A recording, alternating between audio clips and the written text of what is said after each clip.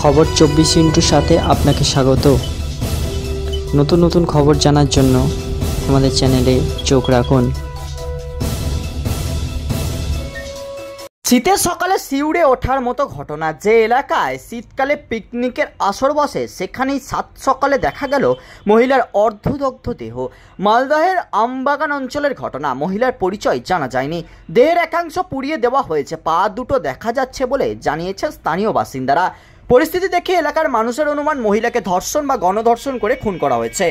জানা গিয়েছে শীতকালে ওই আমবাগান এলাকায় বাইরে থেকে বহু মানুষ যান পিকনিক করতে, সেখানেই এই ঘটনা ঘটে। দেহের পাশে মিলেছে সোনার কানের দুল, জুতো, সেগুলি সংগ্রহ করেছে পুলিশ। অনুমান করা হচ্ছে ওই মহিলা এলাকার বাসিন্দা নন, তাকে বাইরে থেকে নিয়ে এসে খুন করা হয়েছে বলেও অভিযোগ। মহিলার এলোমেলো পোশাক দেখা যাচ্ছে, সেই পোশাকে লেগে রয়েছে রক্ত, ধস্তাধস্তির চিহ্ন স্পষ্ট।